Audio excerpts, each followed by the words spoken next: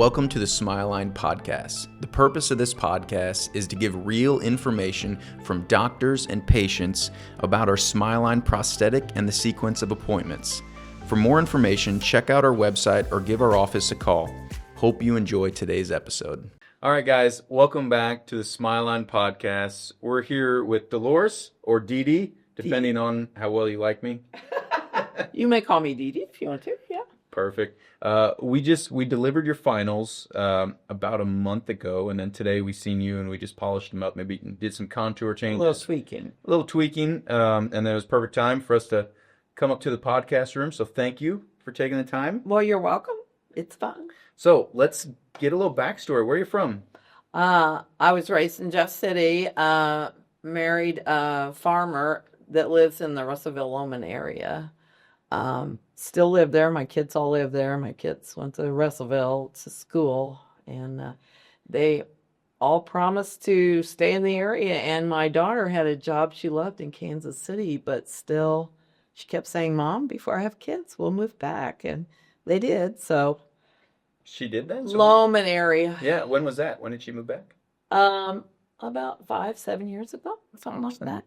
She has a 3.5 and a soon to be 2-year-old. So we were just talking about grandkids. How many grandkids do you have? I have 4 beautiful, perfect grandchildren. My son has a boy and a girl. My daughter has a boy and a girl, and they range from 8 to almost 2.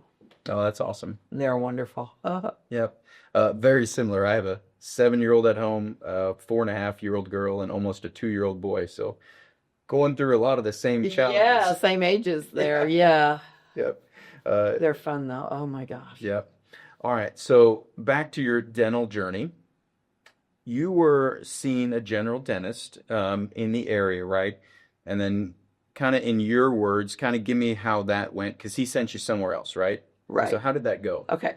Well, I mean, I don't know if you want this much backstory, but I have always had a lot of dental problems, and I've always tried to address them. Like, I've been a flosser forever, and I've had, so I started having teeth removed in maybe late high school, and I had partials and lots of stuff.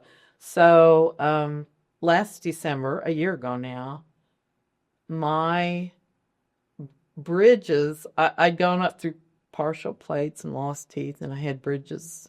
So in December, my front bridge, the roots holding it just gave up the ghost and fell out. And he gave me a little flipper do so I at least could smile. I couldn't really eat very well, but that put enough stress on this back bridge, it fell out. So in the month of December, I lost the function of 9 teeth. Wow. All here. Yeah. And then something else fell. It was like my teeth just gave up. And so he sent me to a person in a suburb of St. Louis, Ladue, which is expensive. And we ate really well up there, Italian food, but the dental experience wasn't too good. He was not warm and extremely expensive, and his estimate was only for half of the service. That's right. So I remember from our consult, you've seen a prosthodontist where they were just looking at building the prosthetics. So that's after you get the surgery, after you get the implants, they're building the final set of teeth. Correct. And yeah, his quote to you was essentially more than what it was to go do the entire thing. Correct, because his quote didn't even include removal. So it would have been twice what these cost. Yep. Yeah. Maybe more. I mean, and then there's the driving to St. Louis all the time. Yeah. So then you had the conscious thought, or, hey, I better look around and see what else is out there. My husband, we were driving home, and he said, driving up I-70, he said, well, now what we know what the Rolls Royce costs. Meaning we've always been Chevy people. So it really brought me out of my depression. Okay, there's got to be other options out there, and I'm going to start shopping around. So, and that's what I did. So I started looking at websites and all kinds of, research. Research. Because we had definitely committed to spending money on my mouth. I was going to have dentures, and I wanted them to be more functional. My father had always had dentures and was always fighting the looseness, and they just didn't function very well. And I didn't want that. So I started doing my research. Yeah. Came up with you. And that led you to us? Yes. Once I got here, it's been wonderful. Wonderful. I can't say enough good things. Oh, that's great to hear. So. And yeah, whenever you told me that, because Dr. Sam and I have had questions, because we talk about, okay, well, what does our marketing need to be? All this stuff, like how do we best serve the community, get our message out? Yeah. And, we see what other places charge. And, Can I do this? Yeah, absolutely. And he's told me that he's like, hey, I don't want to be known as, the cheap person. Mm-hmm. Like, I don't want to be known as the cheap person, but then again, after we're doing these cases, and it's such a service, because you're right. Your father went through the loose dentures and stuff. Right. Which whenever I have people come in and they're like, I know people with loose dentures, I don't want them. That was me. It makes our job of educating the patient so much easier, because they're already educated. They already know the negatives of dentures. Right. But so it's a service that just so many people need. And being that we have, he's started his implant process, he's got the in-house lab, he's went to so many courses and so forth, and we've kind of gotten the process down to where we can offer it at a lower price point, but yet we're still, in my humble opinion, kind of the experts in Central Missouri. So yeah, those things don't really go hand in hand usually whenever you're talking about the experts in something and the lowest price. But I'm happy you found us. And the price initially floors you. So we'd already taken that hit. We already knew pretty much what we thought it was going to cost until we got to St. Louis anyway. But so we kind of taken that hit. When I got in here and went through the process and saw how much work was involved, I mean, the different fittings, and to make sure it feels good, feels right, it makes you understand how much money it costs more. If that makes sense. Yep. Yeah. So after I went through the process, the money didn't seem as horrible. If that makes sense. Yep. It absolutely does. So we got you diagnosed. We got you through the intake consult. How was your surgery? Well, the good thing is you don't remember it real well. That is a good thing. Kind of foggy. I had so much dental work, like I had implants and of course a lot of removals and oral surgeries too. I thought I'd had everything, but doing it to the whole mouth was a little more than I thought it was going to be. But it wasn't terrible either. How is your memory from that day? I felt like I was, the whole process, I felt like I'm moving toward a goal.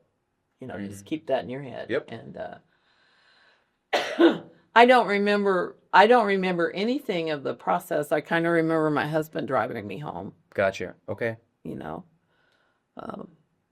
And, being at home watching movies that I never find time to watch otherwise. Yeah. So. I always tell people about the sedation. And of course, everybody sedates differently, but our ideal sedation is where you don't remember much from that surgery day. I don't remember much about being in there. It makes our job a lot easier. It makes your experience better. It's kind of what everybody wants. So anytime we can reach that level of sedation, it's a win-win. So yeah, that's what we call win-win. Right. Days are easier.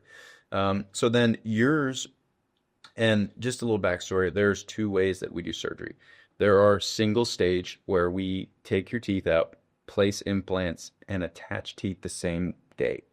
That's the most aggressive type. That's where we have the ideal bone density, the ideal bone structure, and we can attach those teeth right away. It's way more efficient to do it that way. In your case, you were at two-stage where we took the teeth out. On the bottom, we placed implants and attached teeth because we had more ideal bone right down here. But on the upper, we placed implants, sutured your gums back over those implants, and then fit you for a denture. and you wore that denture for 4 months while those implants fully healed because they needed ideal healing where we couldn't attach the teeth to put that load on them. Right. So talk us through that first stage where you went upper denture, lower fixed. Well, I mean, one good thing, you look good. I mean, people can't look at you. You have teeth and Yep. everything looks normal, but you eat soft foods, and I think y'all might have said foods you can cut with a fork or something. Yep. That's the term I use. I say anytime you can push through it with a fork, tear it off, eat it with a fork, you're usually good. If you have to go for a knife, Well, and I'd already, once my teeth gave out, I was already there. And ironically, and nothing to do with my teeth, but I had stomach surgery 3 months before my teeth gave out. So I'd spent a long time eating that way already. Gotcha. Yeah. Maybe you don't like it, but I was used to it, Yeah, I mean, I find that with a lot of people. Most people let it get bad enough to where they're like, whenever I'm like, hey, you got to eat, pretty soft foods for 4 to 6 months while these implants fully heal, and they're like, I've been doing it for a year and a half. Right. Like, I just have to stay on the diet for another 6 months, then I can change. And now I'm working towards something, so it didn't feel as bad. Yeah. Yeah. So then we go 4 months, and you come in and on no sedation, so we don't sedate for the uncovery surgery. You come in, we uncover the implants, do a scan, and then attach the permanent upper teeth, and then we're in temporaries on the upper and lower. Mm-hmm. How was that first set of temporaries on the upper? Well, it felt great because, they're more than the dentures. They wouldn't move on you or anything. So I've sort of already blocked all that out, but I don't remember having too much trouble. And, and if in my head I knew, well, these are my temporaries, so if I have problems, they're going to work on them, which is exactly what you did. So even those, I don't remember having too much trouble with them. And then knowing, you were going to smile or something, they weren't going to fall out, or because I went to a wedding and a big anniversary in the state of Washington right after I got my dentures, like 2 weeks later or so. And I looked good and great pictures and everything, but I couldn't eat, like there was a shrimp on the fancy buffet thing. And I'm like, surely I can get a piece of shrimp past and get them back in there. Nope, couldn't do it. Couldn't chew that shrimp. So once I got the first set of temporaries in, you could immediately start chewing better. Eating more normal foods. Yeah. And the dentures, I mean, they look good, but they just lack the function. Exactly. They look good. You're not running around with no teeth in your mouth. Yeah.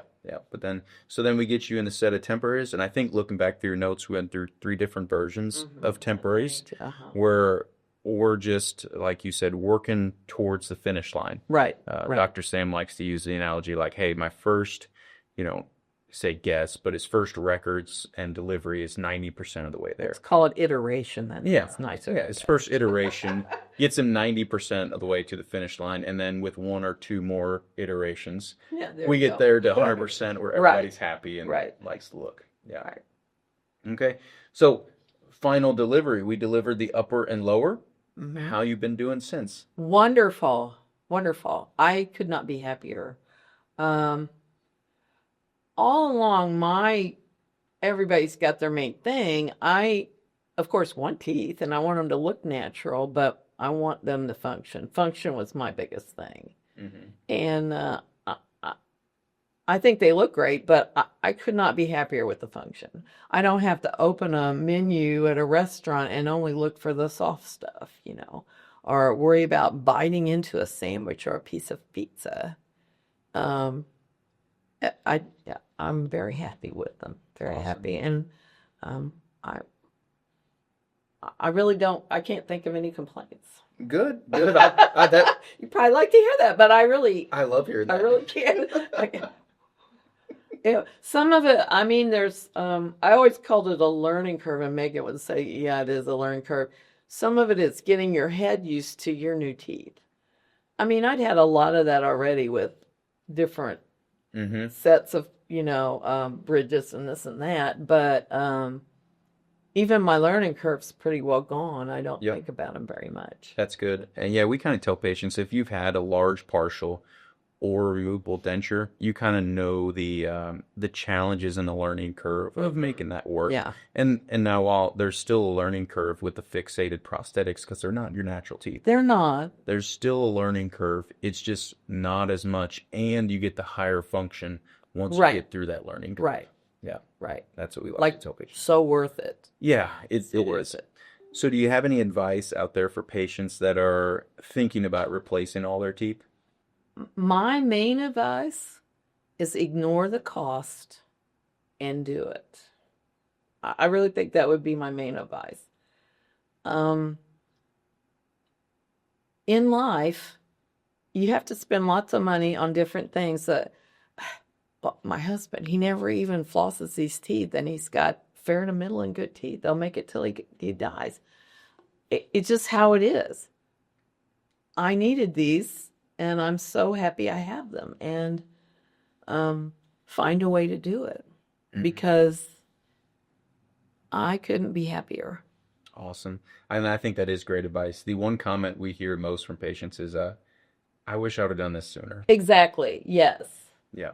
Because then you just get more value out of it, and Right. but it's scary. It's a large number. It's a large number and a scary process. That's too. right. It's very scary. Yeah.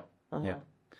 Well, Dee Dee, Hmm? thank you for coming on the podcast with us. You're welcome. Yeah. And so we have your next visit will be your 90-day visit, and that'll be in probably a month or two. Okay. In the meantime, thank you and Merry Christmas. Well, thank you. Merry Christmas to you and your family. Absolutely. This is a good Christmas present for myself. Last year, my teeth had all fallen out. I had to go to all the Christmas parties pretty well without them. So everyone, like people I haven't seen for a year anyway, will be glad to see my. Yeah, you need to take See, I'm a normal human. Look, lots of photos this year. Lots of photos. heck with photos. I am eating a lot. Yes. What is your favorite Christmas meal? Oh, I don't know about Christmas. I love crab legs, but I had those about a week ago. Last night we went to our Christmas program at church, and then the whole family went to our favorite Mexican restaurant, though, and I had carnita street tacos that I could bite in, chew, just perfect. They're perfect. They're perfect. All right. Let's close on they're perfect. I'm perfect. Yeah. Yeah, they're perfect. So, All right, guys. Thanks for watching. thank you. Check back for the next one.